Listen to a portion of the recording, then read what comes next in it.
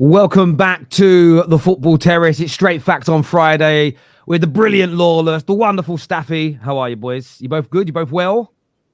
Very well, mate. Very well. Obviously, it's international break already, which is a bit of a downer, but apart from that, all good.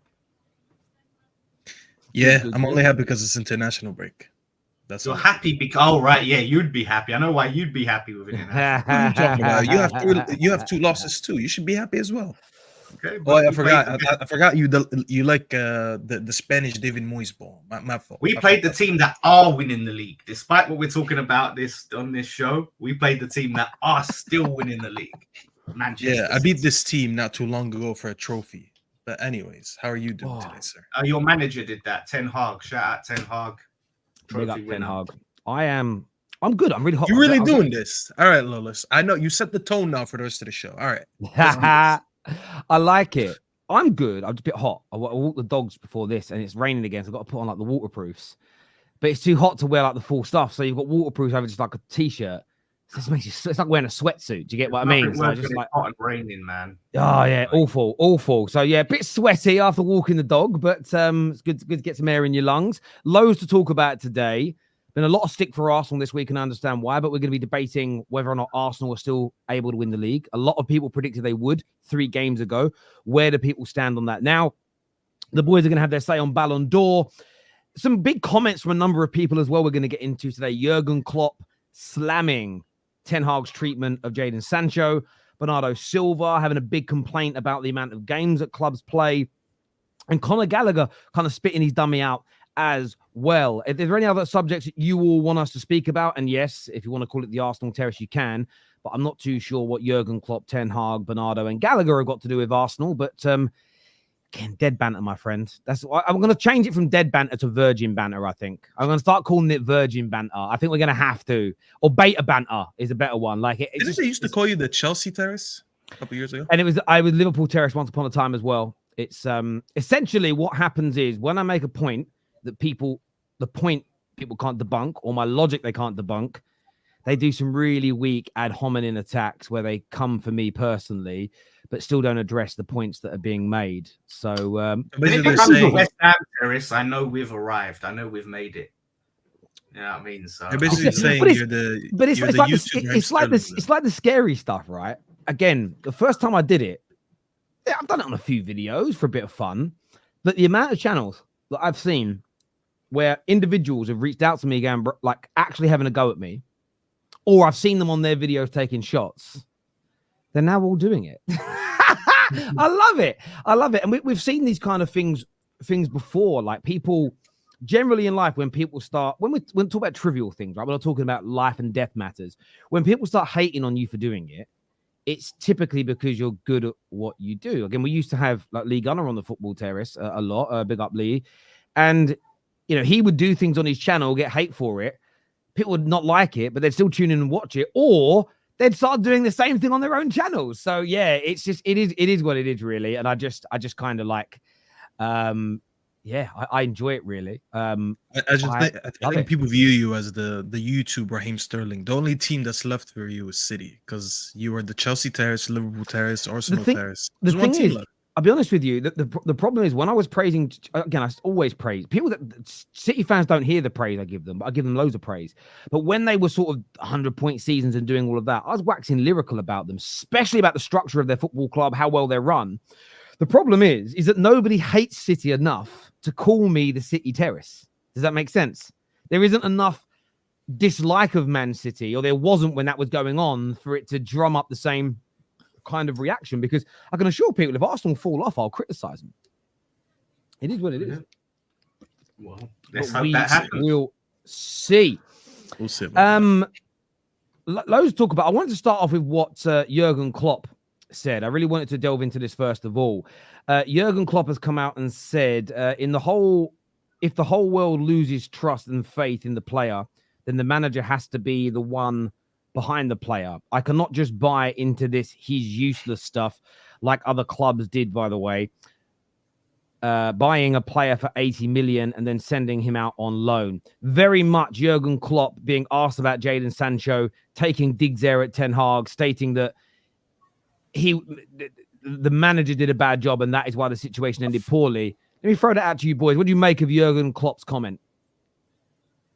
I mean, You first, because I'm gonna piss off. yeah, it's one of them. Like, he's right to a degree, but he doesn't know what went on behind the scenes, right? He's just commenting as an outsider. He doesn't know what happened in training, what happened between Ten Hag and Sancho.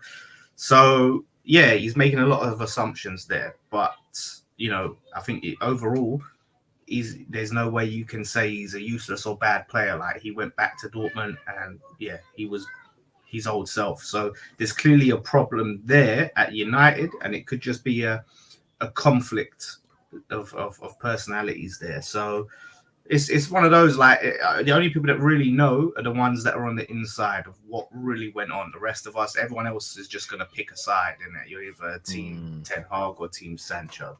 We know where Staffy stands, but yeah. So that's my thoughts. I just don't stand with abuse, which is something I don't care what this fan base thinks about. Because I've seen after he got transferred, people are wishing him to tear his ACL and stuff. So apologies that I'm not on that. Apologies that I don't hate him as much as people do. But I hear that's just crazy social media fans. I think when we talk about abuse, it's not. You have to separate sometimes these crazy people with the football avatars and stuff like that from the regular fans, like us. There's just people like that, because they're anonymous. They'll say the craziest stuff. Like the people that are watching Man United, like you, who get up at silly times in the morning to watch Man United, the people that go to the games, people that follow the team in and out, and they're not doing that, surely. Like the regular fan. Yeah, I know. Listen, it's at the end of the day, I hear where Jurgen Klopp is coming from, because honestly, when we all look at Jurgen Klopp's career, especially with Liverpool, he's always been one of these managers who you feel he's more than just a coach or a head manager to these players. He usually has a very good personal relationship with them. So he's always been that one guy who's like very passionate about the people that he has in his team, and he always likes to back them no matter what. We've seen him do crazy things as still trying to extend Milner at like 37 or whatever. It just shows you how good of a relationship he always had with his players. So I think he's judging it from his point of view, like, this is what I would have done. And I don't think it's necessarily a dig at Ten Hag. It would probably be a dig at any manager who he feels hung out his player to dry. Now, listen, we obviously all remember what happened. We talked about it enough. I don't think we need to talk about all of it again, all the stuff that happened between Ten Hag and Sancho. There's people that keep mentioning, but he gave him 3 months for his mental health. There's people that say, no, he just did that as an excuse because he doesn't rate him. There was rumors, to be honest, that he never actually went to Holland anyways. Apparently he was here in the US at that time. So there's always been rumors going around that. Obviously, when he came back, people feel like he never gave him an honest chance. He didn't rate him anyways. The way he called him after the Arsenal game was unneeded. Listen, it was all a huge mess. I'm happy that he moved on so we don't have to deal with this. But Jurgen Klopp does have a good point. At the end of the day, when the whole world is against the player, you kind of expect the one person to back him the most is the manager, no matter what. And we've seen some top managers over the years, no matter how bad a player is performing or whatever it is, they end up supporting them. They ended up backing them in front of the media, in front of the fans, in front of everyone. I don't think Ten Hag at any point ever rated Sancho, and I feel like he always lied to us about it anyways. I don't believe most of the things that Ten Hag says. So when Jurgen Klopp comes out and says this, yes, he wasn't in the back room with them, Lawless. He wasn't there to witness everything, but he has an outside view, like most of us, who said the same thing, which is that he never backed him, he never rated him, and he just threw him under the bus to get rid of him. And that's my stance. Listen, people will not agree with me. People will attack me and say I'm a Sancho fanboy or whatever. I'm really not. I'm just defending something that I think was right. And I don't think he was treated right by this manager. What do you think about then Sir Alex's reputation of how he dealt with players that he didn't want and he didn't feel were necessary as a club anymore? A lot of times it would be like, yeah, you're gone, you're out. There's no this. I have to develop you and put my arm around you. I don't want you at this club. You're no longer at this club. So it's a very good question. So this comparison has been made before, because I've had plenty of debates about this with United fans over the last 2 years, and a lot of them made this point. And I always think, like, as much as it's a good question, I don't think it's comparable, because for Sir Alex Ferguson to earn the right to do some of the things that he's done, it took him years to become a winner first before he earned that respect from the outside and the inside of the club. And I feel like examples like when he got rid of Stam, when he got rid of Beckham, when he got rid of, I wouldn't say he got rid of Ronaldo, but he sold Ronaldo at the right time. These examples, when I look at that, it's like Sir Alex was such a winner that he always prioritized the club, that the minute he felt like anyone was too big for the club or that player thought he was too big for the club, he was always going to prioritize the club over that player, no matter how much they liked them. But he had to earn that, and he had to be a winner for us to trust him to do that, if you get what I'm saying. Even his move to United, I understand when people used to compare the first few years. He was a winner before he went to United. People think he was some scrub that came from Scotland, like he wasn't winning stuff in Scotland. No, he was a winner in Scotland before he came into United. So he earned the right to come in and change the culture of the club and all that. When you compare him to Ten Hag, like, you can put Sancho away right now. He's had issues with Varane. He's had issues with De Gea. He's had issues with Ronaldo, which, to be fair, I backed him on. I backed him on the Ronaldo one because I thought Ronaldo was out of line. There was a lot of things that he's done, and I'm like, you just came in the door and you're already beefing too many players for my liking, and you haven't proven anything yet, and you don't have that type of loyalty and backing from the fan base, and not necessarily backing from the media, but respect from the media, where they can look at you like, yeah, you've earned to do these things. Like, if Pep does that tomorrow, we're all going to be like, this guy's a 4-time Premier League winner on the bounce. He knows what he's doing. I understand if he gets rid of a player. But when you're not performing on the pitch, when you're falling out with too many players in a short time, you kind of look like you're the common denominator. So I can't. But sorry, what has Sancho earned at Man United with his performances? Like, what trust? I don't think he's earned anything. But that's not the point that I'm making. Yeah, I think it's a combination. I think I understand, like, the Sir Alex Ferguson thing. Look, Fergie's also admitted that he was too knee-jerk with how he treated Jaap Stam as an example. He shouldn't have done that. That was on reflection. So the difference was Fergie was, generally speaking, throwing people out of a very good squad when the club was being run well and we were in a good position. So you sometimes feel those situations a little bit less. And, you know, because we were in a good situation and Fergie was there, we went and replaced those players fairly quickly with equally good players. I think you've got to look at that. My issue is this.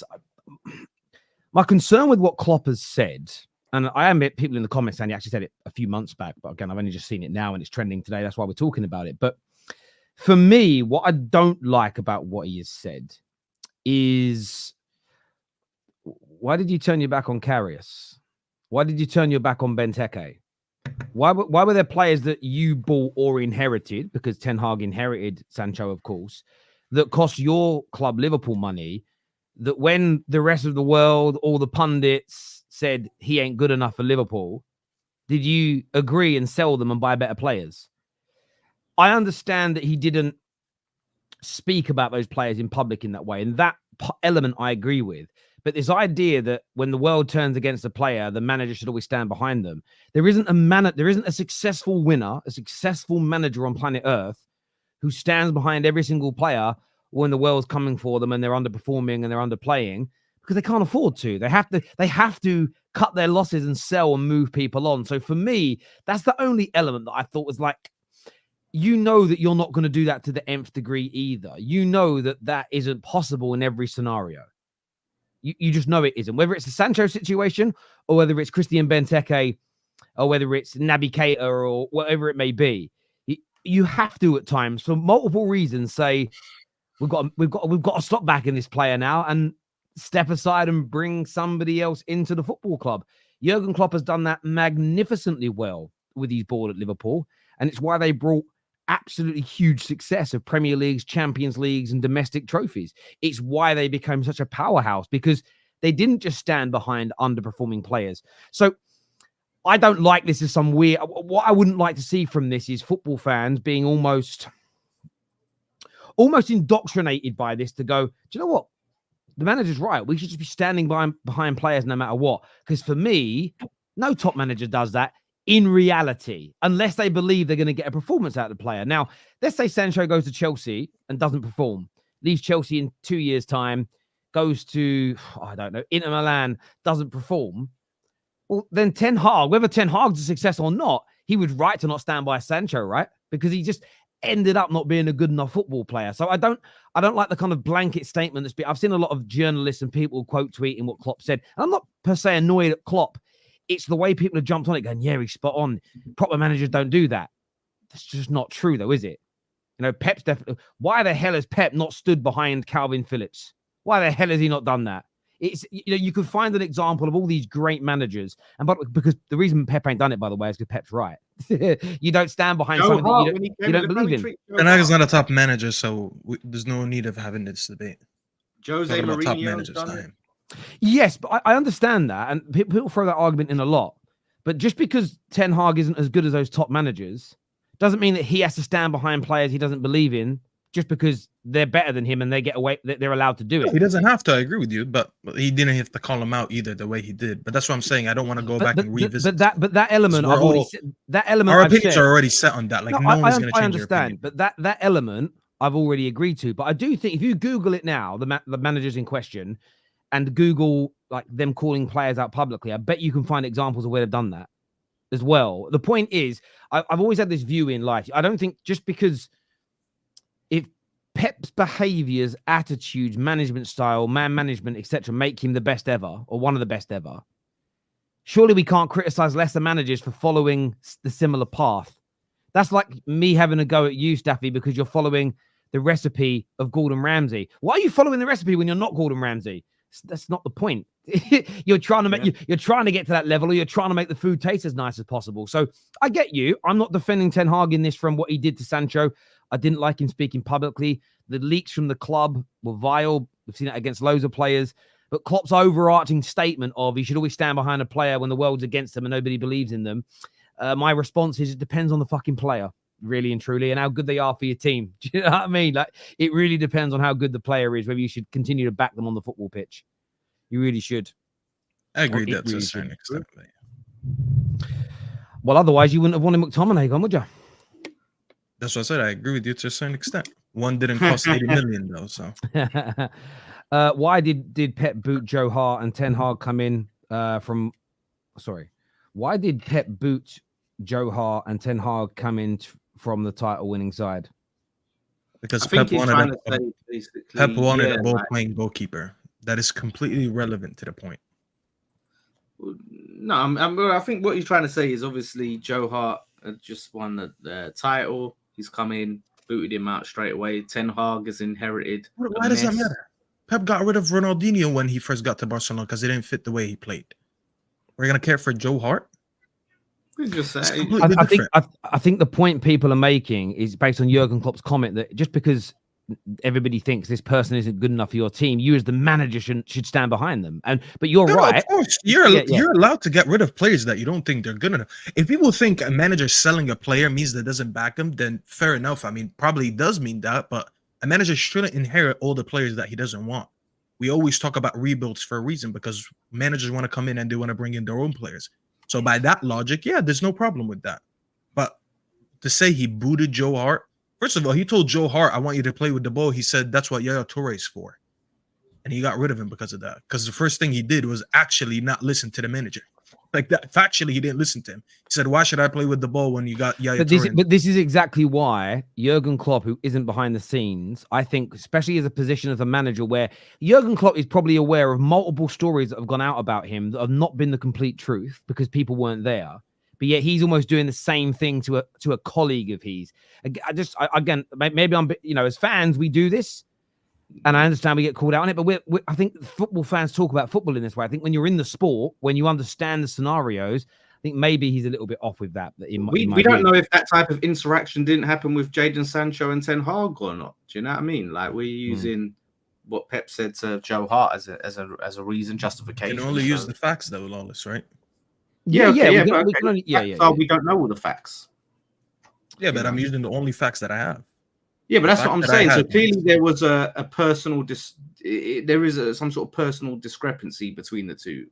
Like if it's just on football, then he's justified, Ten Hag. If there's a deeper reason, he's justified. Again, he's not justified for making it public, but for getting him out there, definitely. But I guess things don't always happen smoothly and perfectly. You know what I mean? No, I agree. I get what you're both saying. Stop being obtuse. No one is perfect. How many players copped, improve, and abandon compared to Ten Hag? Not everything is an absolute. No, I agree. That's exactly what I've said. I've literally said everything is not an absolute, and I don't. What I haven't liked about the comment is people saying, "Yes, your Klopp's right. This is how top managers should behave." I agree with everything you've said here, Johnny Sins, and we're in agreement with one another. It's about context, and all players have done. All players have abandoned. Sorry, all managers have abandoned players they don't believe in. By the way, lots of players have abandoned managers in clubs they don't believe in, which is why I always find it funny with football fans. When you want rid of a player, because when Man United fans wanted rid of Scott McTominay, no one cared about loyalty. No one mentioned loyalty. But yet, if a player we love wants to leave, why ain't he loyal? Why is he not loyal to us? You've got to have the energy in both directions. Karius and Sancho situations are completely different. Agreed. I understand that. That's also why I think when those comments are being made, that's got to be specified. Same Klopp through what's his name? Sacco and Benteke under the bus. To be fair, he threw Sacco under the bus justified because he lied to him about using weight loss pills that tested positive or something, or like enhancements, something like that. Totally agree. Totally agree. That was completely different. No, I totally agree. By the way, I think he was right to get rid of Benteke as well. Benteke wasn't good enough. Not even that he missed. He got rid of Benteke just because he didn't think he was good enough. That's completely different. But Sacco, he actually used to play him a lot until he got found out that he was using substance. So he got rid of him. Habibi, would you give up the 2 cups for Ten Hag to go? I would never give up a trophy, bro. Just how the same way we were playing the FA Cup final, I put all my quote-unquote agendas to the side because I wanted to win that day. But apparently I have agendas, and I only want to suit my agendas because I'm a clout chaser. Can I ask you a more difficult question? See my tweets that day of the FA Cup final, by the way. Can I ask you a more difficult question than that? Yeah, sure. Would you give up those 2 trophies? I can wave a magic wand. Those 2 trophies disappear. No one on earth remembers Man United won them. We didn't win them. Done. You don't even remember we won them. We've won no trophies in the last 2 years, but we're now good enough to compete for the foreseeable future against Man City to win the Premier League. Yeah. Would you swap at the chance of winning a Premier League? Yeah, I would. No guarantee of winning it. No guarantee. I'll still do it. Because I grew up on the United competing for the league anyways. So I'd rather risk 2 cups with the chance of winning a league, 100%. Anyone with a brain should accept that. Because I'll get deluded to the point where trust me, if we're in a title race, these people have never seen that side of me. If we're actually a serious team, trust me, I'll be completely different. The ops will hate me way too much. I would be 100% deluded that we're going to win it. But if you don't win it, then it just means nothing, doesn't it? It's worth the try. Life is about risks, isn't it, Lawless, right? Sometimes you got to take reasonable risks. Would you risk a Carabao Cup and an FA Cup for the chance of winning the league? No guarantees? 100%. 100% I would do it. Just for that journey alone of competing for the league and thinking we could win it, I'll 100% do that. See, Dean here says, so competing for the league and never winning it over trophies. That isn't what's being said. You didn't say there's no guarantee we won't win it. So again, I understand the gamble, and maybe it's because I'm a Man United fan and I've seen us lift a lot of trophies. So I think depending upon the club you support, that question may sit differently with you. I think maybe a Tottenham fan, I think maybe a West Ham fan would say, do you know what? I'm taking those 2 trophies. I haven't seen many in the last 40, 50 years. However, I'm of the thought that if you're someone that for the foreseeable future, let's say the next 5 years, are going to be in and around as good as this Man City team, there is then a conceivable chance in that period that you're going to win at least 2 trophies, but you could win the league. I would probably take the gamble of being good enough to win the league, but no guarantees we're going to get over the line, versus where we are now. I think if a genie came out of a bottle or my guardian angel came down from the sky and said, you can have whatever wish you want in the world, but it has to be football related.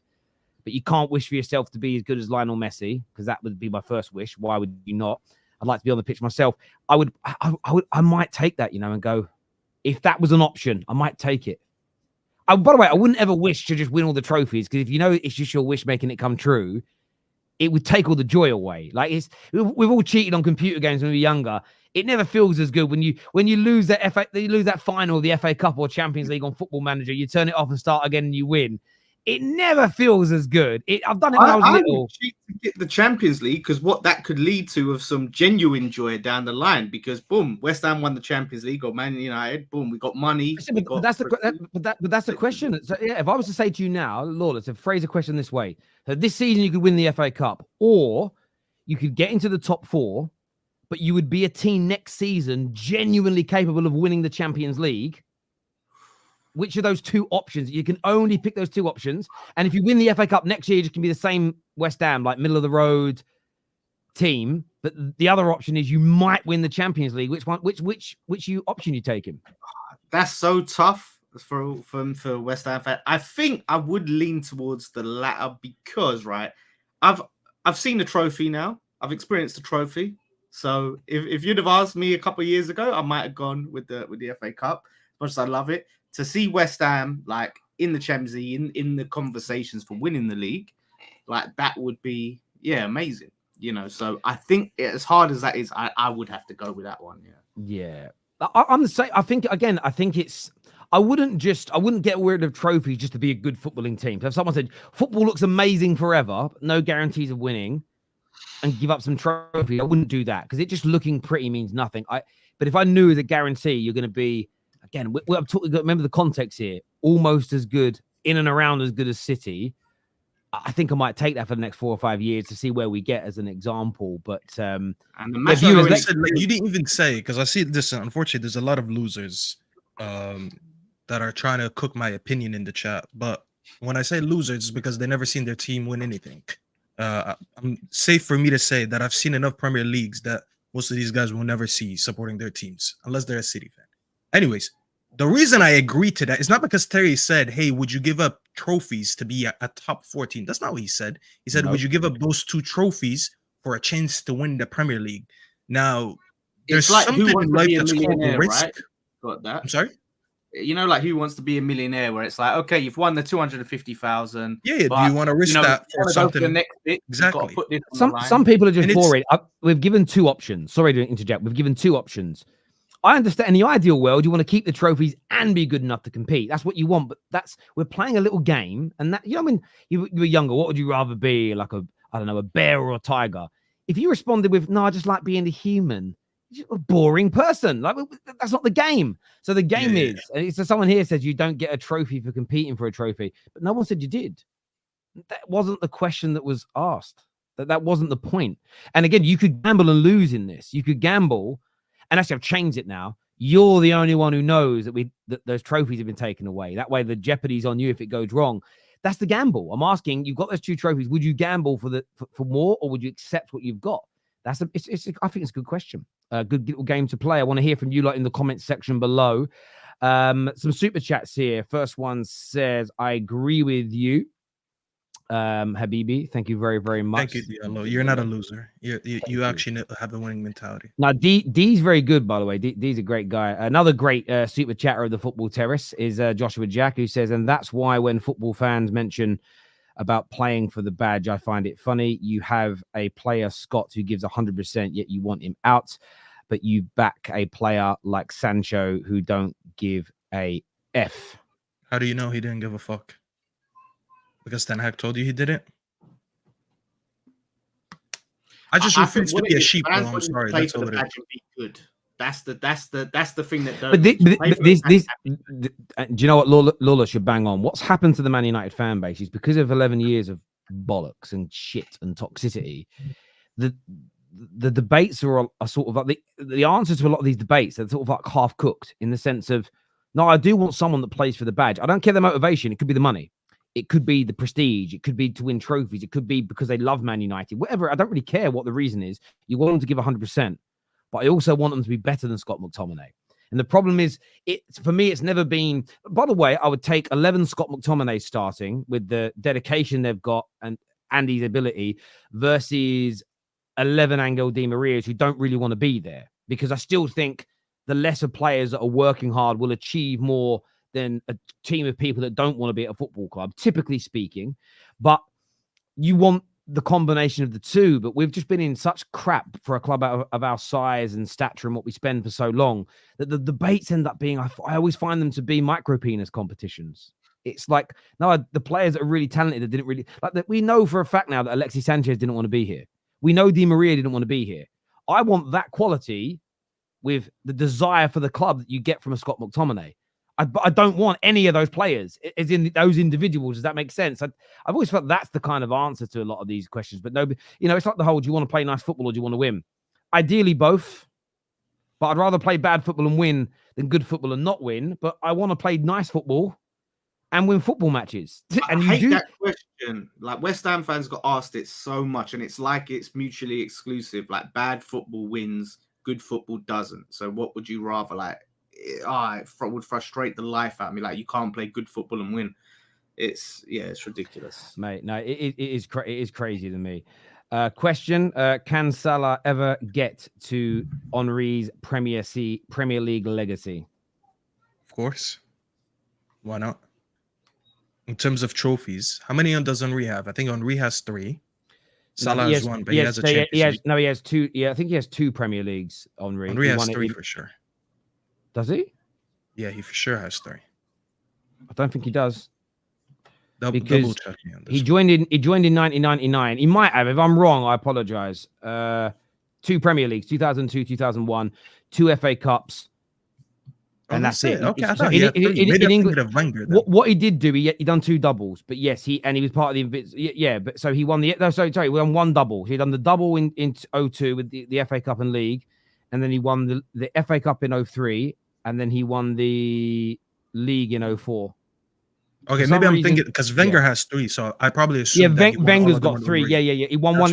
Wenger won one in 1998. Henry joined the following summer after the treble was done. So he has 2 Prem.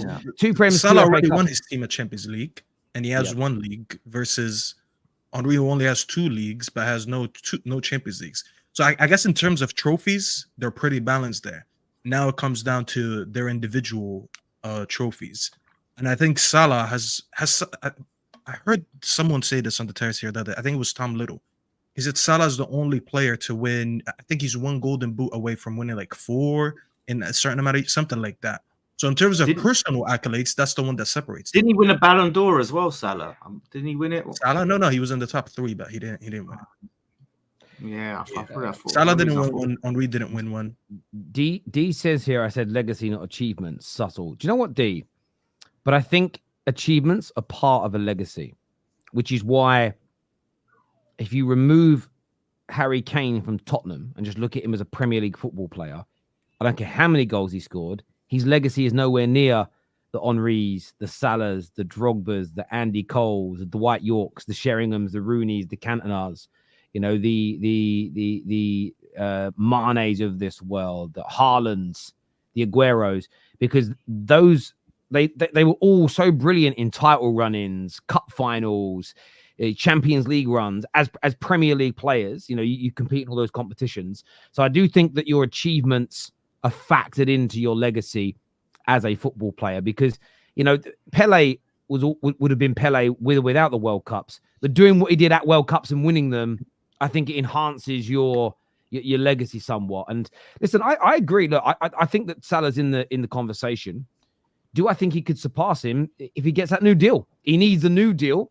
If he wins, look, I look at it this way: the conversation would take an interesting turn. And about 3 seasons ago, when they were up for that quad, I remember I had the boys from Big Sixpence, Monson, his whole crew in the studio up in London.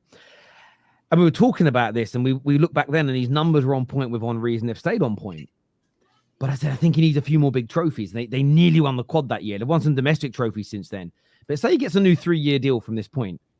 If he was to win another Prem, another Champions League, some more domestic trophies, he already has more domestic trophies. He has more major trophies and more domestic trophies than Henry does in England already. I think if he adds a few more and surpasses his goal scoring record, surpasses his assist records as an example, or his overall GA records, he's in with the run-in. And I will warn Arsenal fans of this. If Liverpool fans get a bit between their teeth and start pushing the PR on him being the GOAT, the BBC, TNT Sports, Sky Sports, all these companies I think they'll go for it. Whether you and I will agree with it is irrelevant. I think the major networks will push it because Liverpool, they have such sway. They have such sway in those organizations. They are very powerful in them. But again, I think he's got to get the new deal. I think he'd have to win another major trophy or two, keep scoring how he is. And Liverpool fans, I've said it on many shows in the last week, if all that came into play, Liverpool would just have to bite the bullet on Gerrard being their greatest ever player. I think they'd have to say it's Salah. And then I guarantee you all the big TV networks, the newspapers will all just go, yeah, he surpassed on. I guarantee Haaland's going to surpass both of them anyway, so it's a moot point. You know, let's be honest. I reckon if Erling Haaland was to become the Premier League GOAT, I think Staffy might have an aneurysm. Who, Haaland? Yeah. Because there's no tech. Funny enough, I said a couple years ago that he'll win a Ballon d'Or before Mbappe. He was unlucky. He actually almost won one if it wasn't for Messi's World Cup. And I'll tell you why. I said this one thing. Even though I don't enjoy watching, at the end of the day, Terry, it's preference. This is how I watch football, and this is why there's opinions and there's facts. My opinion on how I like to watch football is not a fact. There's people that view it the same way as me, people who don't. I don't enjoy watching the likes of Haaland because I enjoy the tech side of football more. But when you look at Haaland, the reason I said he'll win a Ballon d'Or before Mbappe, and I swear that was even before he went to City. I said because Haaland, he's probably not a better all-round footballer than Mbappe, but Haaland, he has a few things that he's a 10 out of 10 at, versus Mbappe, who's like more like a 7, 8 out of 10 in most things, but I don't think he extremely excels at one thing. Haaland extremely excels at scoring goals. The rate that he's scoring at is something we've never seen before. Being so good at one thing will get you quicker to win a Ballon d'Or than being almost a 6, 7, and 8 out of 10 on too many attributes. And so far, this has been the case.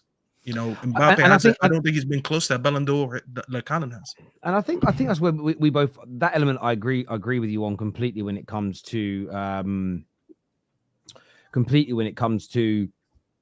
viewing football. I quite like players that have a mad specialism. So overall, good footballer. But what I love about Haaland is he's just got this amazing ability in front of goal, which we haven't seen for such a long time at his age. Ronaldo and Messi became those players, but it was kind of different. They weren't scoring that amount of goals at his age. Although, did you see the video I uploaded last night? I don't suppose. I mean, it's every single one of Ronaldo's goals, 900 of them. I've still got like 10 minutes to go, but I sat there and just watched it and reminisced. And I was like, whenever I hear people say he just scored tap-ins and the one-on-one merchant, you actually watch Cristiano Ronaldo's range of goals. It's actually spectacular. From sort of old-fashioned sort of British centre-forward headers, toe pokes, one-on-one screamers, left foot, right foot, dribbles, free kicks, pens. It's actually amazing the variety of goals that he's scored. It's crazy. Haaland don't have that to his game. But someone here says Henry played a lot less games. Listen, Salah at Liverpool has played 352 games, and that's just me looking here on Wikipedia. It could be in and around that. For Arsenal, and I'm not including his little loan when he came back and played 7 games, just in his main stint, he played 307. He played 370 as an example. How many did Salah play? Salah is 352. So currently, Henry's ahead of him by 18. Goal-wise, Salah for Liverpool, 214 goals. In that time for Arsenal, Henry scored 226. So Salah is 12 goals behind him, but has played 18 games less. He'll get that this season. He'll probably get. He could conceive.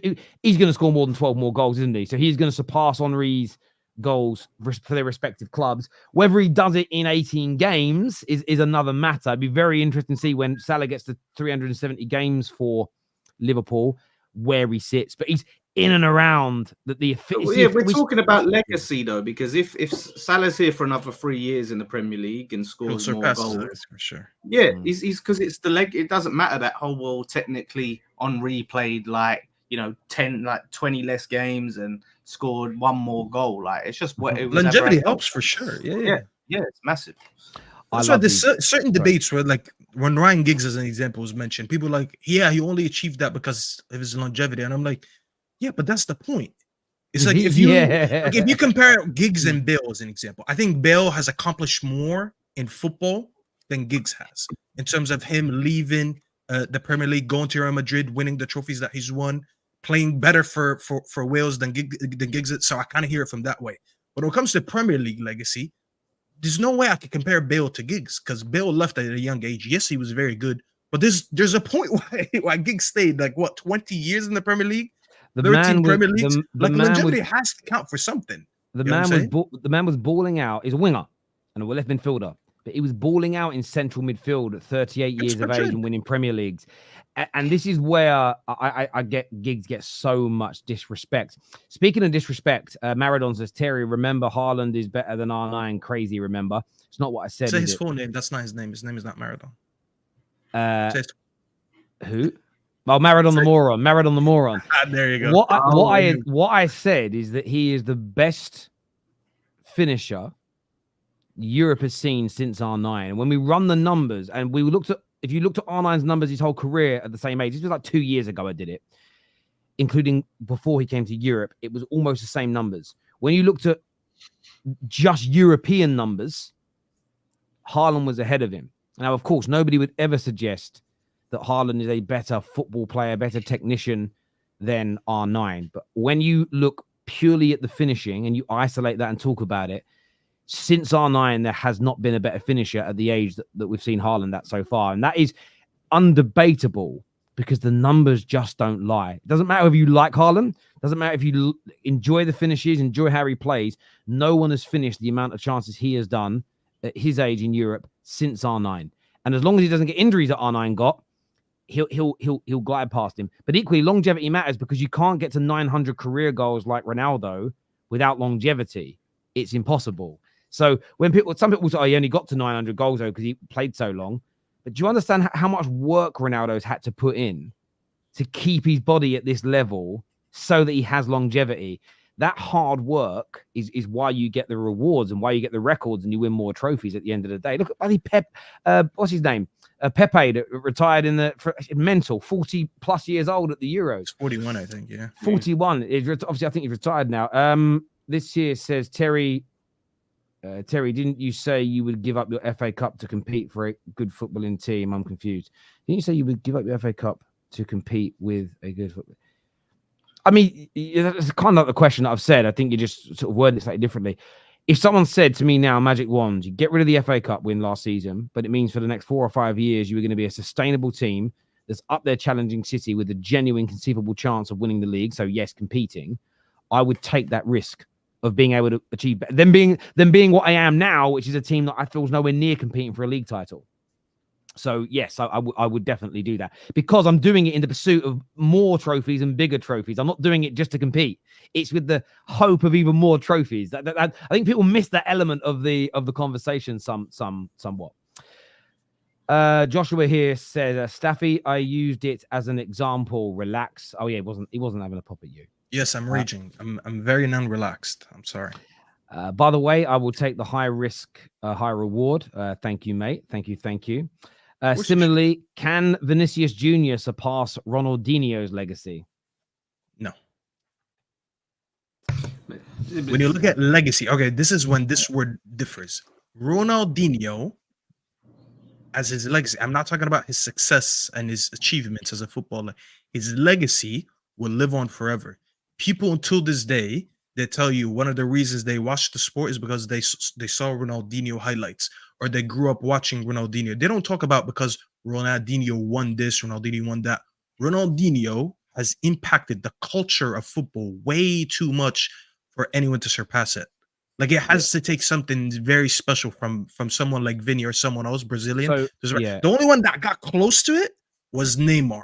Because Neymar was genuinely probably the most talented player to come out of Brazil. I agree. I mean, a big part of it is how well Vini does with Brazil. Again, if him and his team was to suddenly be good again, and he was amazing at back-to-back World Cups and won them, that helps. I agree with what you've said personally. Subjectively, I agree. If I'm going to play devil's advocate on this, the only thing I would say to fight back against you is that's coming from our generation who grew up and loved watching Ronaldinho when we were kids and young adults. There's a whole group of kids and young adults growing up watching football now who won't remember Ronaldinho because they didn't ever watch him play. They are in love with players that are around now, and we're starting to see it happen where the players that we all grew up. I've already gone through it. When I hear the Giggs is disrespected, I'm like, I watched that pretty much that man's whole career, and I hear people talk about him that were born when he was 10 years into his career, and they speak about how he weren't that good. And I'm like, there's no way you went and watched 10 years worth of footage before you were born. In fact, before you even remember football, what are you, 7 or 8? So you're talking 17 years into his career, and you're telling me that you know about Ryan Giggs. So what you will find will happen is that in maybe 10 years' time on socials, the people now that are like 8, 9, 10 years old kids that are loving Vinicius Jr. I look at my son who's 9, 10, and when I take him to football, all the players, they're all wearing Vinicius Jr. t-shirts, Bellingham t-shirts. Who else? Yeah, but you can tell from now that he won't impact the No, I agree with you. I agree with that. I'm not arguing that point. What I'm saying is the conversation will be more open to debate because there'll be a generation who culturally were influenced by Vinicius Jr., by Bellingham. The thing is, in this moment, the sort of the loudest and the people that are sort of age between sort of 20 and sort of 40, like the hardened football fans, Ronaldinho's that guy. Does that make sense? Messi, Ronaldo are those guys because that's who we grew up on. The next generation won't hold them in that same regard because although we remember Maradona and Pele because they're very famous, when we're talking about great European strikers, you have to be reminded to think of Van Basten. Does that make sense? It's not at the top of our heads because we never grew up watching it. And Van Basten influenced people, but then our generation don't speak of him as an influence per se. That's my uncles and my dad's generation that grew up and watched him. Does that make sense? So I agree with you. I think for our generation, we will never, ever probably put anybody above the Messis, the Ronaldinhos, and these guys. But trust me, this is when everybody becomes that grumpy old man screaming at a cloud. In 10 years' time, we're going to be on shows, and you are going to be screaming at an 18-year-old who is telling you that Vinicius Jr. is more influential. And by the way, he'll have facts and stats. He'll be able to show you the amount of people that followed him and the amount of people that did this and did that. Trust me, it will come one day. There's no amount of stats and facts that tarnish the legacy of the likes of Pele, Maradona, Zidane. And I didn't watch Maradona. I didn't watch. But I didn't say I didn't say perish. I'm just saying from a debate point of view, it's coming. Just because there will be debates, but I feel like there's certain players that their legacy is just too untouched. Like Maradona is always untouched. No one talks about stats when it comes to Maradona. Pele untouched. I think Ronaldinho is going to be one of them. Well, they definitely talk about stats. Well, they do talk about stats when it comes to Pele because his goal record has been one of the most contentious elements of football forever. And I think that when I'm talking about it from a social point of view and a cultural point of view. Every generation has their influences, and that generation, typically speaking, will push them ahead of previous generations. And what's really interesting, the more generations that come into football, the more legends we create, and every generation has them, the debate becomes deeper and wider because you add more and more world-class players. I'm quite looking forward to in 20, 30 years' time as a much older man looking at this, because the one thing we have now, which didn't exist before, is these conversations are all documented. And you'll be able to come back to this stream in 20 years and go, oh, Terry was right. There's some kid right now who's dribbling. I mean, when I say dribbling, I mean dribbling his food right down his face, who a generation of kids is going to say is the most influential player they've ever seen in their life. That's because they didn't watch this generation. It's going to be great to watch and debate. You know what I mean? It's going to be amazing to watch. And by the way, hopefully the Terrors will be around to educate them. Of course it will. Ronaldinho's legacy will never go. That's one thing I will say. Ronaldinho, in 200, 300, 400 years' time, will be a face and a name that even the young generation know because it will pass on through the generation. So I'm not saying anything will ever be taken away from him, but there'll just be new players added to that mix. Some more super chats here I want to do. Panel, why does GA matter for the likes of Salah and Henry, but Liverpool fans don't count that for Lampard versus Gerrard? That's a very good question. That's a very good. Can I answer this? I actually think GA is a better metric to use for attackers than it is for midfielders. So I think it's a little bit more logical to use it for Henry and Salah versus Lampard or Gerrard. I think the reason you can't use it for Lampard and Gerrard is because they were two different midfielders. And that's why I actually don't like midfield comparisons, because midfielders could be very different. There's midfielders that barely had any GA, but we consider some of the greatest. Like Xavi, as an example, didn't have the best GA, but he's considered an all-timer. If you try to use GA to justify midfielders who don't specifically, people mix chance creation with assist. You could be a very good chance creator, but doesn't mean that you get a lot of assists. You could be the one leading your team to get into dangerous positions, and then they end up scoring without you having a direct assist. That's why it's a little bit different there. Lampard definitely has the stats on his side because this guy, he was anyone who ever wanted to be a box crasher. Lampard was who you should have learned of. He was the guy, whereas Gerrard kind of did a little bit more of an overall role in the midfield. Lampard has the trophies. It's hard to have these. No, but he's talking about GA only. Like I'm not comparing legacy. Obviously, legacy it's hard to have debates about tangibles. You know what I mean? It's very. Otherwise, it comes down to personal preference. Yeah, Lampard, they're both amazing, but I agree with Staffy overall. You have to look at the type of midfield players you're comparing because Claude Makélélé doesn't have a great amount of GA, but you could argue he's better than both of those two. You could argue it. Sorry, boys, I'm just a provocateur. Great convo. No problem, D. Liverpool fans can't even agree that Salah is the biggest Liverpool player ever. How is he going to be the greatest Prem player? No, I agree. This is Liverpool have got to push it. It's got to. At the end of the day, generally speaking, rivals are not going to push your player to the top. It's got to come from within. You've got to do it yourselves. That's why I've always felt sorry for City. They it's changing now, but years back, like the way like David Silva and these guys have always been disrespected in all-time conversations. It's because there wasn't ever enough City fans around to like push that in my view. In the same, is it the same? Sorry, is the same thing, Staffy? Joe said he would want. Pep told him Sancho didn't train.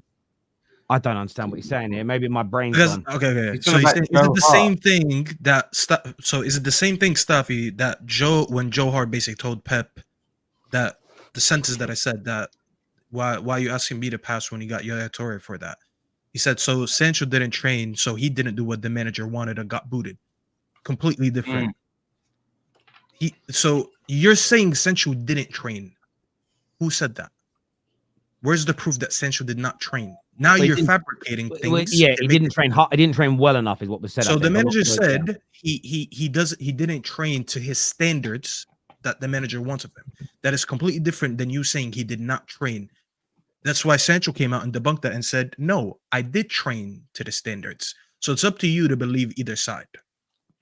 It's up to you, Terry. I gotta step away for like. Yeah. That's no worries. I want to ask a question about Chelsea, Dan.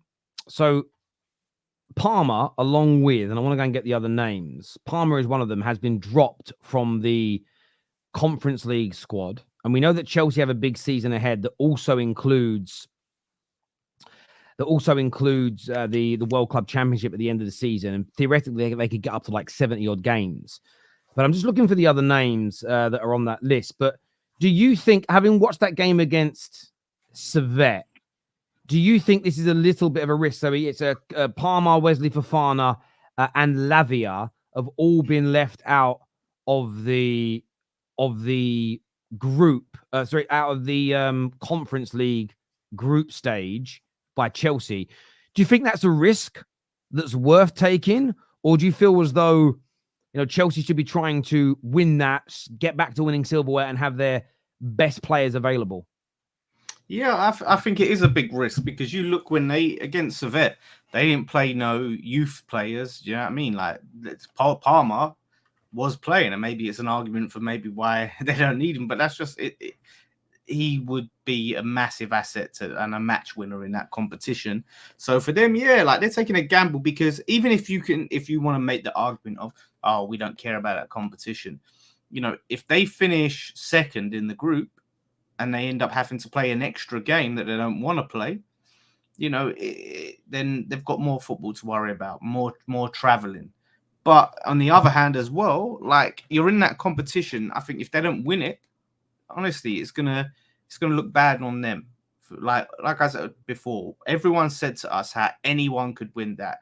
Sheffield United could win that. Huddersfield could win that competition.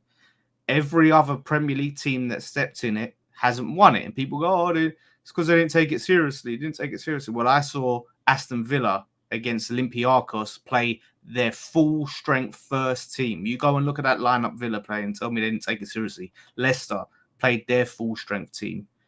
Spurs, they started rotating early on, and then they had to play their full strength team, and they was third, and then they got booted. So you give them that. And then Chelsea, look how strong that team is. This £1 billion team with this massive squad. Played that against Serviette. This they scraped through, but they still lost.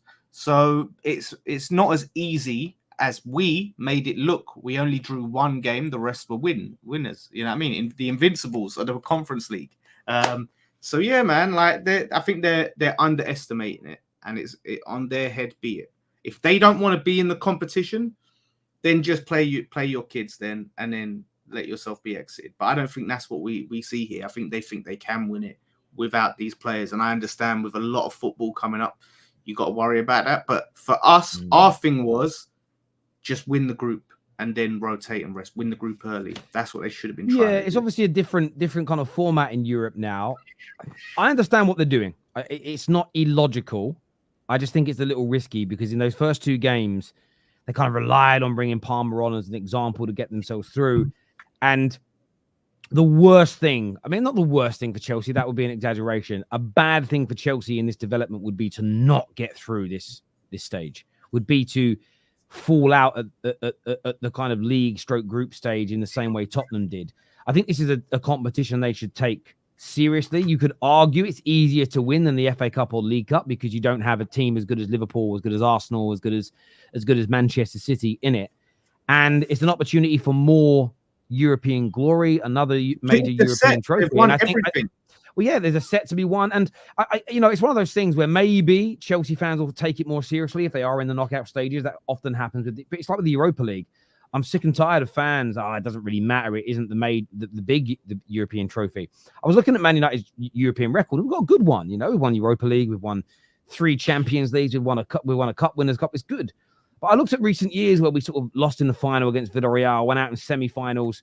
And I was sort of looking at it and thinking, we really should have done better because I know we're not where we want to be right now as a club, but that Europa League there, that Cup Winners' Cup there, that Conference League there, in 15, 20 years' time, which is what it's all about, by the way, picking up trophies in the long run, when you suddenly look back and you're comparing yourself to your rivals, it's another European trophy. It's another notch on the bedpost, as it were. And I just think they're taking a little bit of a risk. However, I do understand that they may end up having a 70-odd game season, which is, I mean, I don't even understand how they're going to fit preseason in next year with this end of season tournament.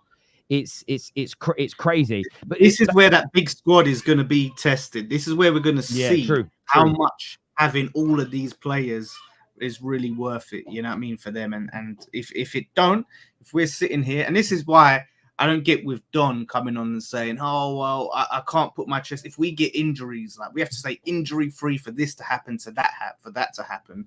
When you've got better squad depth on paper, as he says, than nearly anyone in the league. So now we're going to find out how good that squad depth is.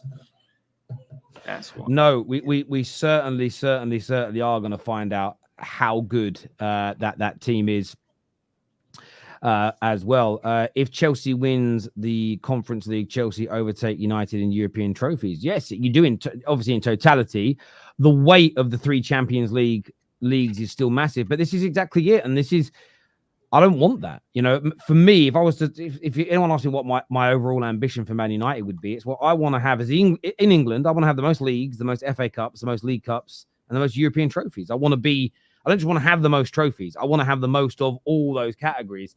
Because then you become undeniable. The thing is, winning the Conference League won't put them above Man United in terms of European pedigree because of 3 Champions Leagues. However, if they then get to 3 Champions Leagues, then it's like, well, the 3 Champions League plus the other European success, they're better in that area. So that's why I want Man United this year to do whatever we can to win that Europa League because it's another European trophy. So hopefully we keep getting better and better, and in 3 or 4 years' time, win a Champions League. I can hope. And that is what it is, hope. But then it's not just the Champions League. We've added, you got 4 Champions Leagues. You've got 2 or 3 UEFA Cup you build a really big pedigree. And I think that for me is why you've got to always take it seriously. And I think people I think we've been go on. No, I was going to say people talk down the conference, but how cool is it to say that you've won every trophy that you could possibly win in football, like as a club, like you've won it all, and you could obviously you're the only other team I think in the Prem that is able to do that, right? I think. No, I think Man City, Man City, and Chelsea could do it if you was in the conference. Then you're the only ones that complete the set, right? Because I don't think in terms of winning everything. How many teams? Liverpool as well could. Yeah, Liverpool. Yeah, Liverpool. Yeah, Liverpool's the other one. Yeah. I mean, we for us it would even be interesting because we've also got the Cup Winners' Cup, which doesn't exist anymore, but would still have it. It would be there. Yeah. So yeah, like, I don't want to be in. The thing is, I understand the concept. You don't want to be in the Conference League, but when you're in it, you're in it. Go get it won, because over the course of time, it's why when people like laugh at League Cups and stuff, it's always funny because when we actually sit there and the same people go, I don't want a Karabuki Cup. I don't want a little FA Cup. I want something bigger. When you sit there and debate who the biggest and most successful clubs are, you pull those trophies out. So yeah, every year I want them. Do you know what I'm saying? And it's, yeah, they're really, really important. Did you see what Bernardo Silva came out and said as well? I'm going to put this up on the screen. Bernardo Silva came out and said the schedule is completely crazy. We've just received the news that we only have 1 day off for the English League Cup game. We'll probably play every 3 days for a month. It's absolutely absurd. In the Champions League, if you don't qualify for the round of 16, you have to play 2 more games in a playoff. It's true that the squads are bigger, but I'm not going to say it's easy. It hasn't been easy. I spend little time with my family and friends. The amount of games we're subjected to is absolutely absurd. And we saw a lot of people sort of attack lesser players at less successful clubs in the last few years, saying it's a loser's mentality. But it's another player now that's come out and complained about the amount of games that's going on. It isn't fair on the footballers. Do you agree? Do you understand where Bernardo Silva's coming from? Yeah, look, I completely understand. You know, they do get paid a lot. That's obviously going to be brought up. But physically, the physical demands is another thing. And look, the big gripe is for that new Champions League format, because from what I can see, unless I'm mistaken, is even regards without whether you qualify or not, there's more games than there would be in a traditional group stage in the league format, right? If I'm not mistaken. So there's extra games been added there. I would be very interested to see if you gave footballers the option, though, right, of listen, we will reduce the amount of games. We're going to, only have 1 leg in Europe. So there's no 2-leg thing going on. We're going to scrap the League Cup, all of that stuff, less games, but you have to take a wage cut. Like, I would be very interested to see if footballers would do that, because in most places of work, you do less work, you get paid less. Now, obviously, the games have been increased, but over years, the footballers' wage has been comparatively increased. It's gone up. Yeah. Yeah, so there's that. So I'd be interested if that. Obviously, that's never going to be an option. But yeah, it is a lot, and they're going to keep trying to squeeze it because it makes money. More football, more games, more money for these companies, for these clubs and stuff. So it's going to fall on deaf ears, and I think eventually it's just going to get silly in the level of injuries we get.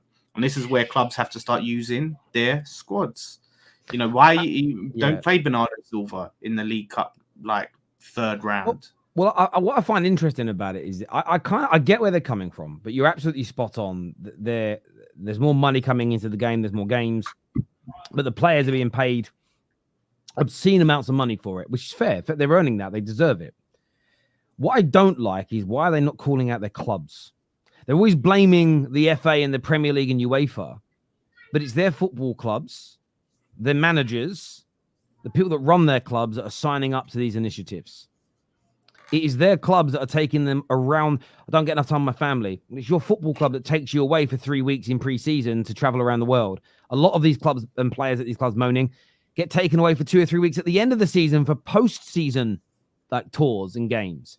So the only element of this I don't like is that they try and blame it on the league and they blame it on the FA, but they leave their own club alone.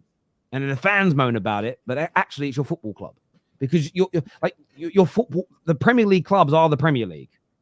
Yes, there's some people that kind of run it day to day, but you guys, you make the rules, you vote on things, you can bring new agendas up. And if players started turning around internally and saying, again, you're right, you probably if they get rid suddenly of 10 to 15 games a season, that probably means footballers are going to have to take a pay cut to some degree. If they got rid of the games completely, there'd be a pay cut that comes in. Or even if they don't and they got to make the squads even bigger, they're going to take a pay cut because that money gets spread out amongst more people, which I think they'd have to cut. You can't get the same money for less work, right? That isn't going to happen. But at the same time, I think they've got to speak internally towards their own clubs. They always managers do it. They always try and make it sound like it isn't you lot. They'll sit there and go, I love my owner. I love my ball. They're great. And then sit there and moan at the Premier League for the amount of games that are going on. But it's your club, your owners that have signed up to that. Why are you not calling them out? And when it says here, clubs have nothing to do with international football. But Bernardo Silva just spoke about when the League Cup's on. But the rules and regulations that are put in, your club, your owners, the people running you day to day are signing up for this. Those clubs are also going on pre-season tours for multiple millions of pounds. You could do your pre-season in Manchester, arrange friendlies at your training ground, don't have fans involved, and you got the players can stay with their families for the whole summer. They go on summer holiday, come back, start training, but go home every night to their wife and kids. Man City, Liverpool, we've resolved it, but we don't. My only issue with the players moaning is you're right. They don't want to pay cut, and they won't look internally at the things their own clubs are doing and signing up for, which keeps them away from their family and makes them tired. Until they start doing that, it kind of falls a little bit on deaf ears for me. It kind of makes me think, how serious are you about this? Personally? Yeah, it's a bit of a conflict because, like I said, Klopp done it. You know, lots of managers have done it, and players are doing it. Always moan about the schedule while they're, like you said, the clubs. I never hear about clubs sitting there going to the FIFA or the FA and trying to say, oh, there's too much games. Like, it's a conflict because the clubs want more games. They can sell more tickets to games, you know what I mean? More TV money when they're on TV. So the clubs want it. And again, like you said, the international thing, they're sending them all around the world. I don't hear players go, right, let's just not go there and, you know, just pay me 10 grand less or 15 grand less this month and we'll have this off, you know, like, so it seems to be really is all for show. Do you know what I mean? I don't see what they're doing to try and get any genuine actual change apart from just moaning publicly. That's all it comes down to me. Are we talking about the sorry, obviously I missed this part. Yeah, but sort of talk about Bernardo Silva saying there's too many games, etc., and sort of complaining about it. And what do you make of it? Nah, I agree with it. There's too many games, and it looks like it's getting even more because now you got the Club World Cup. You know, obviously a couple years ago they added the international tournament. What's the one called? The Nations League. You know, they're expanding the World Cup. Is it the next one? It's going to be more teams than usual. It always looks like there's more and more and more football happening, and I'm not gonna lie, I hear him. I don't think anything is gonna change. If anything, I think there'll always be more reasons to play more football games. Like even friendly games now. You go to games now, like even the ones they play in the US, they kind of try to make it in a way where it's like a friendly tournament. Like every time Arsenal, Liverpool, and United played in the summer, what did they call it? They called it Rivals in Red, something like that. Every game was promoted the same way, just to make it seem like it's like a little tournament between all three of them. And it just always looks as there's be more games. And I do feel for him. You know, it's becoming annoying for a lot of these players because they barely get any vacation time. Look at these players; they finished the Euros, and then they had like about a month of vacation before joining their teams on preseason.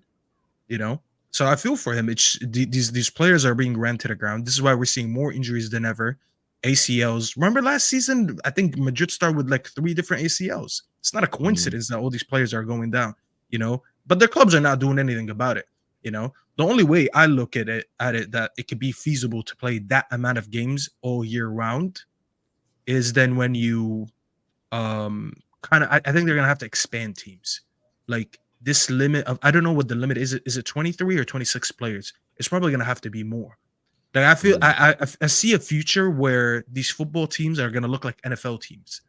You know how the NFL teams they have like I don't know a gazillion player on their team. You couldn't name all of them. There's no way you can memorize the whole roster. Yeah. This is where I see football going to because they increased the number of substitutions. Right, that was one way of fixing it, right? That you can make multiple subs in different stages. They done the sub thing. So that was one little appeasement. So I don't think they're ever going to say less games because it's less money. They will probably either like say more subs, more players you can register and blah blah blah. But then it's a mad one. If the teams go like you said with the NFL though, then that's going to be more money.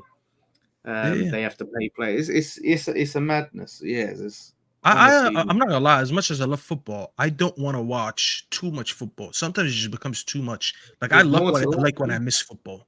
Like when football is gone for a month, I'm like, oh, I can't wait to watch football. You know, but they're just actually making way too many games. And I understand it. And I see the chat talking shit as usual, saying a month vacation is more than enough. I'm not surprised because I could tell that the level of IQ is not that high. And a month vacation for me, for Lawless, for Terry would be amazing. Because guess what? We're not athletes. If Terry took a month vacation, he went to the Bahamas or something for a month, I promise you, he'll come back very refreshed. First of all, he'll probably get a 10. So he's going to look much tanner than he is. His mind is going to be all the content and all the hate and all that stuff. And he's going to be ready to play. When I'm talking about players' bodies break down if you ask them to play 11 months of football and they can only get one vacation rest. One month rest. It is not enough for these players. They need breaks in the middle. Like you cannot expect a human body to operate for about 20 years and play high-level football when they're playing this amount of games. It's not normal. We're not average athletes. We're average people. Lawless would love to take a month vacation. I would love to take a month vacation. But athletes need more than that. They need less games. It's an issue that also, by the way, happens in the NBA. Obviously, this is more about football. But the NBA, it's been a complaint about that for years, that they do a lot of games because the NBA is 82 games. And the NBA is actually worse than football because sometimes they're playing back-to-back. So you get a lot of ACLs and knee injuries and whatever. And it's something been talked about for years. It's like, you're running these players to the ground. So I'm seeing football being the same way. You need to give these players a break. Yeah. But then you have managers like Arteta who will play Saka constantly when he has the option to rotate him. And we sit there and obviously say, oh, there's too many games.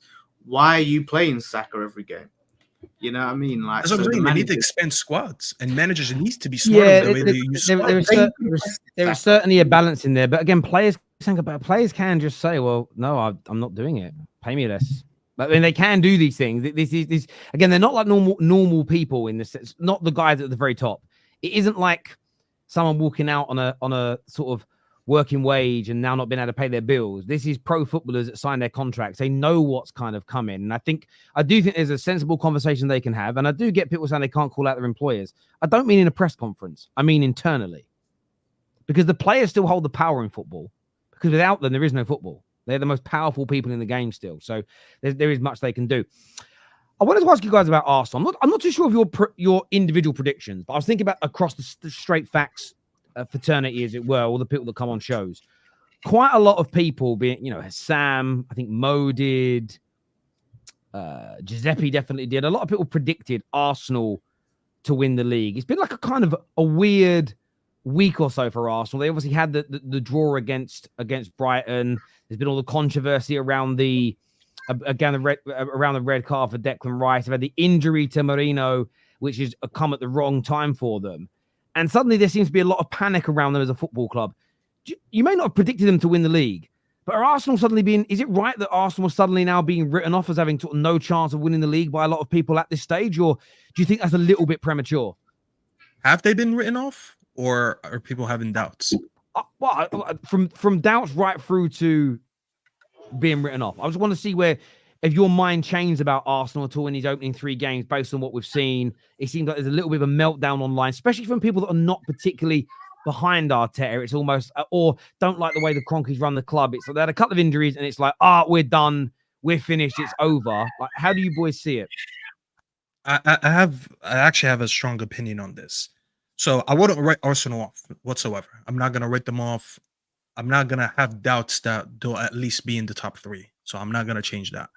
However, I do look at something. I've been thinking about that because I looked at the way that they played the first 3 games. I'm not really convinced by the way they played. I'll be very honest with you. And I thought about this. Sir Alex Ferguson used to say that he used to like to freshen up stuff every 3 years. So he was like, to maintain winning, he used to like to just change up stuff. He didn't like being stagnant for too long. So I look at this Arsenal team. They competed for 2 years in a row. This season, I'm not going to lie, and I said this in the summer when I was talking about their signings, what they should do, just to purely just switch up stuff. I don't see that this team is very different than last year's, and that's not necessarily a good thing. I think they might have needed to strengthen someone somewhere up the attack. I thought they needed a left winger. People said they need a striker. Fair enough. We can be different on that one. But I feel like completely going with the same team they had last year, adding Calafiori and Marino, and deadline Sterling doesn't really move me. I'm not gonna lie to you. None of these guys come in, and I think they're guaranteed starters. So I'm looking at it, and I'm like, you're pretty much full strength with last teams. No one really is coming in and is making a significant change, I should say. Yes, it's good depth. Don't get me wrong. Before people start crying in the chat. But none of them come in and they significantly make a difference. Like, it's not like someone is coming in to take over a position. Sterling is not starting on the left wing. Marino, maybe he's the only one that has an argument that he's going to start over Partey, but we'll wait and see that one. And I don't think Calafiori is going to start, at least for now. So I'm looking at all that and I'm like, okay, there's nothing significant that changed. They didn't do basically what we did. Remember when we lost the league by goal difference and went and got like a Van Persie? That's completely switching your team. That, like, you moved the needle with that signing. I don't think they've done any of that. To look at this and I'm like, you know what? This team now is refreshed. There's new ideas. There's new things to make opposition managers think about. I didn't see them do that. And I look at it in a mental aspect for these players. They fell short 2 seasons in a row. Fair enough. They put up a decent fight the last 2 seasons, but they fell short twice in a row. How many of these players will have the mentality to go again for a 3rd year? Now, I'm not saying they won't, but I can't also assume that all of them have the same elite mentality where, like, I don't care that we failed twice. We go again. Some of them will. Don't get me wrong. I think some of them will. I think I look at Rice. I'm like, you know what? Rice looks like he has the mentality that I failed, but we go again. There's some players that I don't. Do I know if they're going to have the same mentality to go again with the same ideas, with the same exact strengths of the squad? I don't think they switched up enough. And when I look, as I said, as historic managers like Sir Alex, he said he always used to freshen up things every 3 years so he can just like have this new element of competition in his team. That's what he did with Stem. Stem won 3 Premier Leagues, and he got rid of him and got a new defender. And everyone thought he was crazy. And to be fair, he was crazy. He admitted he was wrong for that. But that's the mentality that winning managers had. I don't think Arteta did that to his team this season. I don't know. So if they drop off a little bit, I wouldn't be surprised. I'm not going to rule them out. That's crazy. But if they drop off a little bit, I can't say that I'll be surprised. Equally, I do want to make this take, Terry, because I think I've watched the first 3 games of Liverpool that I watched. I'm not going to lie. I have a sneaky feeling that they may actually compete for the league this year if they stay healthy, because their squad is not good enough. But I'm looking at their team. I genuinely believe they could actually just slightly go over Arsenal and they could actually compete for the league this year. If Liverpool finish 2nd this year or they compete for the league, I actually wouldn't be surprised. I didn't think they would in the beginning, but I look at what Arne Slot has done, and I look at exactly what I actually said, the opposite of what Arsenal have done. I look at freshness in this team. Just a new manager and a new voice being there might be what some of these players need, because some of these players are still world class, regardless of them leaving next season or not. Salah is still world class. Trent is still world class. What's his name? Van Dijk is still world class. Alisson is still world class. They have enough world class players with a new manager with fresh ideas, and as I said, just purely a new voice that might just like motivate you in the locker room. I think they might do something. The football that they're playing is good enough, so if they maintain that, I think they actually might compete for the league this year, and I wouldn't be surprised if they go ahead Arsenal. Yeah, I think Liverpool have been overlooked, and I think the big thing was the players. I don't think were an issue as much as Klopp is one of the best Premier League managers ever. I think he was just burnt out. You could sort of see it to him in the end. He just seemed burnt out. And now you've got a new manager's come in that's hungry, wants to prove himself with those quality players. I can fully see them being up there. I think it's not just a case of looking at Arsenal's performances and going, yeah, like 3 games in, it's looking shaky. Like, it's looking at Man City's performances as well, because Man City have just looked sharp as ever. Like, everyone talked about And a lot of people were saying, oh, like they're not going to have the motivation to do 5. Now they've done 4. I mean, they said that after 3. Like, are they going to have the same hunger and desire? You talked about mentality, Staffy. Like, they have that mentality, and it comes from the manager. Like, they are about that. So, yeah, I think it's just that case where Arsenal have to be near enough perfect. Like, they can't afford to slip. And we've seen that first slip already. They've got Spurs away, then Man City away.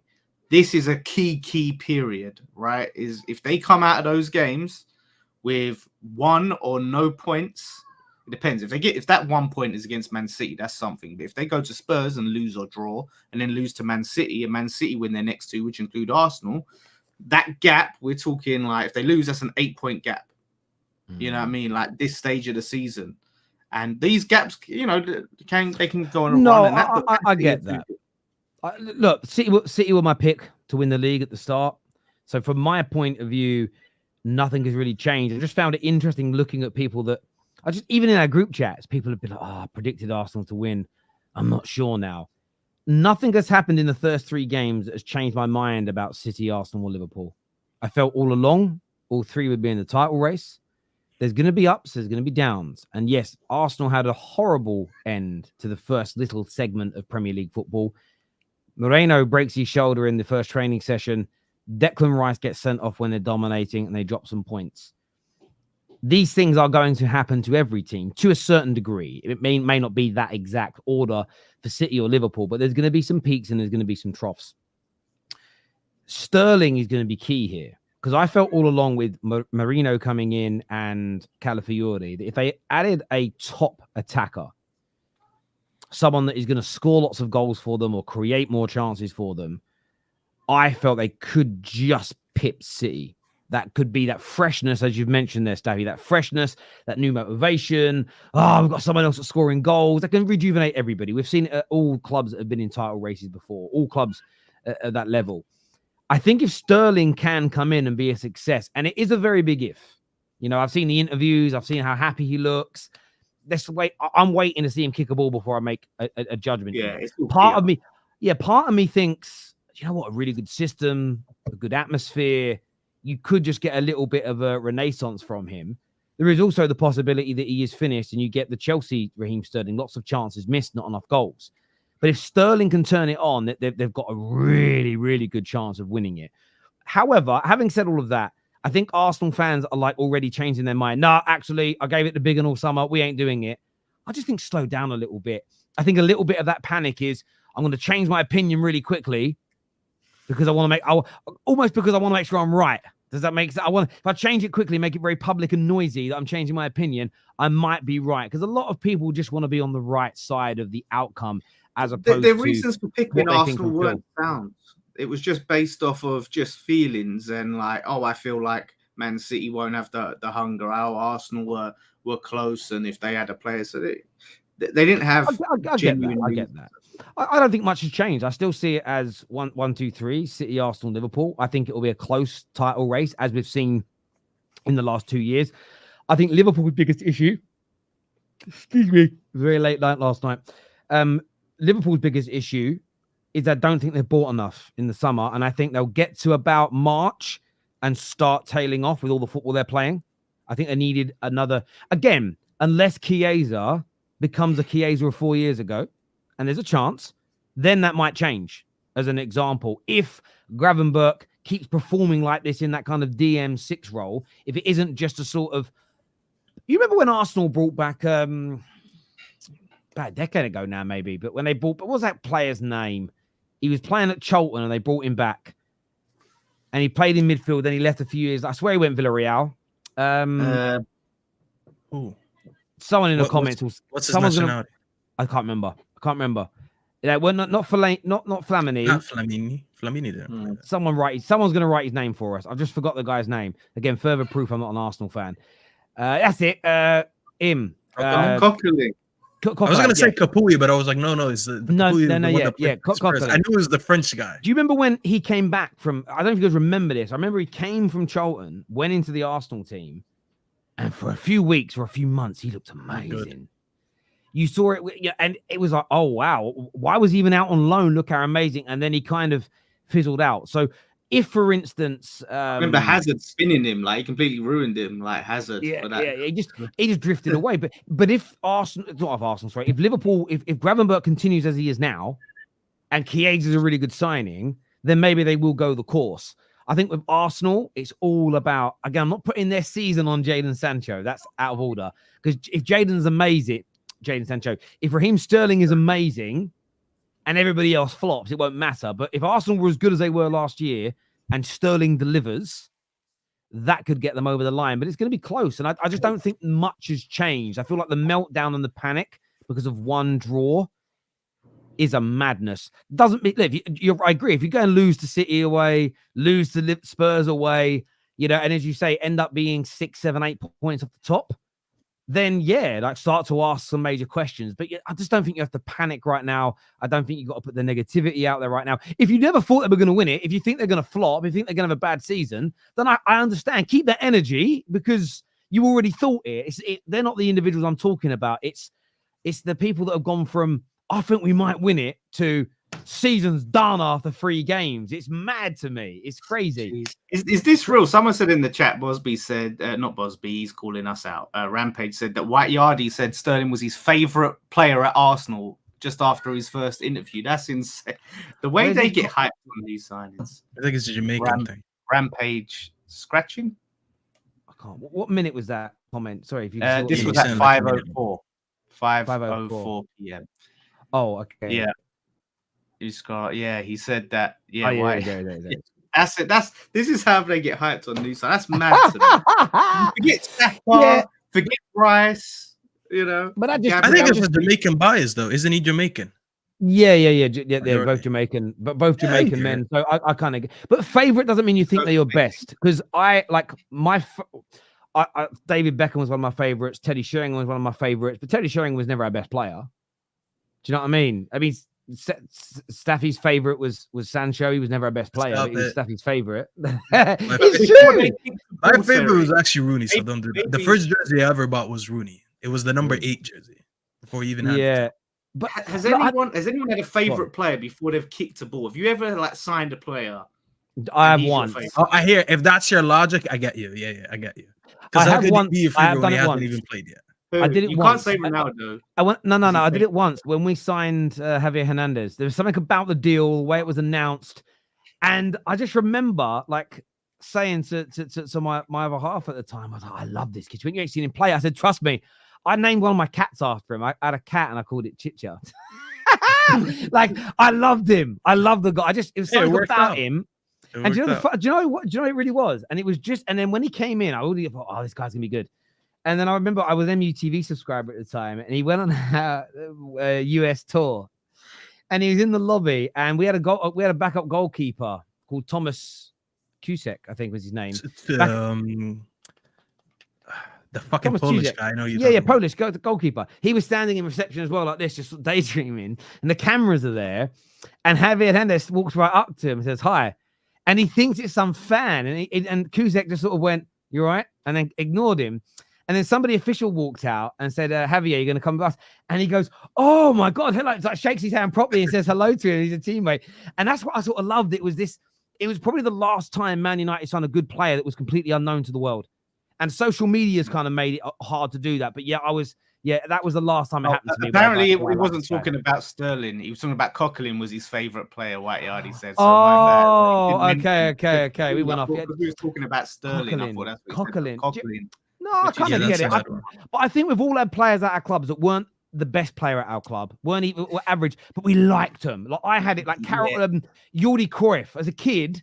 I just sort of liked him. It's like, I love Jordi Cruyff. There's certain players, they're not that good, but you kind of like them, their personality. Thomas Repka for me back in the day, he was a nutter. Thomas Repka at West Ham. Yeah, I get that. Wait, Lotus, what was that center back that played for you guys that I said looked like you, had the goatee? What's his name? Something Collins.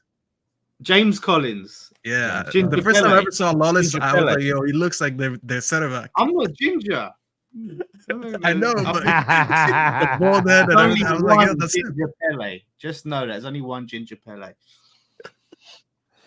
It's because Sterling is the first and only Jamaican born. It's not hyping the signing. It turns out it wasn't even about him, to be fair. It weren't even his thing. The Arsenal fan base always has a meltdown after the transfer window and after the first 3 games. It's predictable.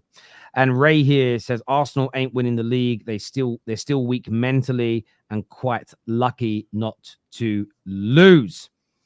I get and understand that. Is there any chance you would do a calendar? What, football terrace calendar? Oh, sorry.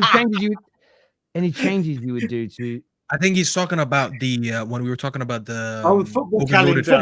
I'd get rid of this international break now. I'd get rid of it because it annoys me. You get 3 games in, you get excited, then it's gone. I would get rid of it. I hate it too. And I would get rid of this, and I would probably. I think there's some merit in looking at the League Cup as well. And I wouldn't say bin it. But maybe other clubs, maybe bin it. I think there's some options there as well. Look, I want to thank everyone who's tuned into the show. Later tonight, there's a Man United show. We're doing a new series that will cover all of the top 6 called Heated. So make sure you are tuning into that. 8:30, we go live. Until next time, my people, look after yourselves. I want to thank everyone who's tuned in. Everyone who's, I know a lot of you haven't done it. Hit the like button before you go. Get it done right now. I know a lot of you do it after, but get it done for us. Subscribe. Thank you to all the super chatters. Boys, always a pleasure to speak football with you. Take care. Goodbye. God bless. And we'll see you all soon. Peace.